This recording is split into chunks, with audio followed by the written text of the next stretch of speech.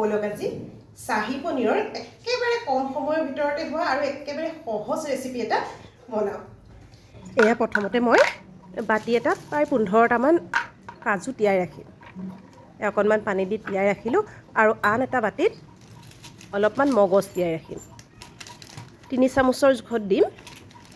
আচলতে গ্ৰেভিটো কেনেধৰণে বনায় কিমানখিনি বনায় তাৰ ওপৰতহে ডিপেণ্ড কৰে। মই এতিয়া 3 চামুচমান মগজ দি মই তাতে অকণমান পানী দি অলপ সময়ৰ কাৰণে ৰাখি থওঁ আৰু অকণমান ঢাকোন মাৰি ইয়াতে ৰাখি থলোঁ। তাৰপিছত মই 2টা পিঁয়াজ ল'লোঁ, 2টা বিলাহী, এফালে 2টা জলকীয়া, এটুকুৰা আদা, এই সকলোখিনি যোগাৰ কৰি ল'লোঁ আৰু পিঁয়াজখিনি অলপ ডাঙৰ ডাঙৰকৈ কাটি ল'লোঁ। বিলাহীখিনিও গুটিখিনি গুচাই টুকুৰা টুকুৰ কৰি ল'লোঁ।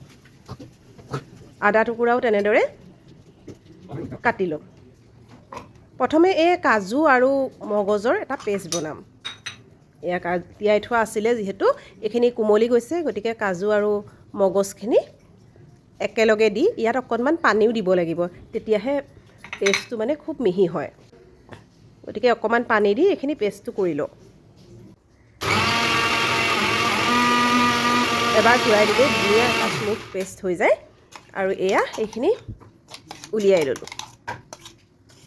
ইয়াত লাগিয়ে আছে এই জাৰটোতে মানে পিঁয়াজ আৰু বিলাহী পেষ্টটো বনাই দিম একেলগে। 2টা জলকীয়াও দিছোঁ, বিলাহীও দিছোঁ, আদাও দিছোঁ, একেলগে গোটেইখিনি পিচি দিম। আৰু এতিয়া কেৰাহীখন গৰম কৰি লৈছোঁ।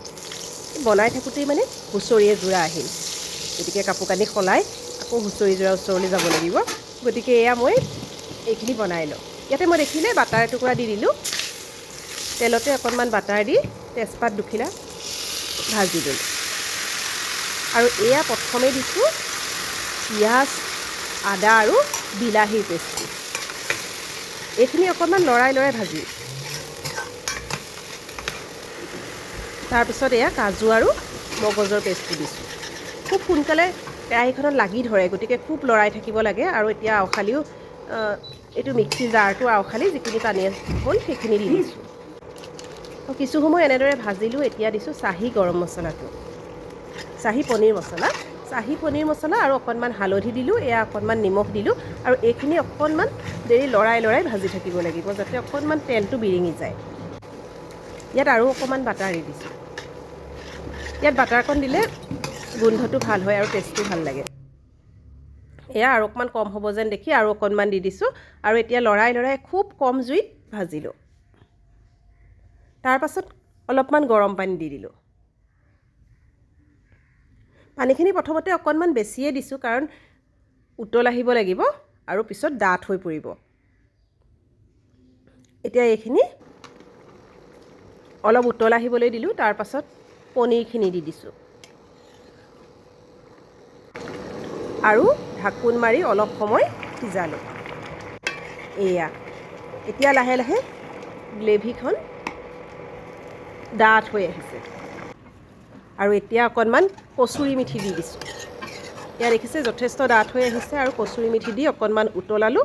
উতলোৱাৰ পাছতেই আমাৰ চাহী পনীৰ ৰেডি হৈ গ'ল।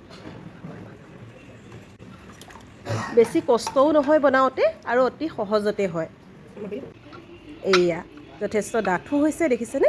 মই আপোনালোকক পৰিৱেশন কৰি দেখুৱালোঁ। গ্ৰেভিটোও যথেষ্ট ডাঠ হৈছে।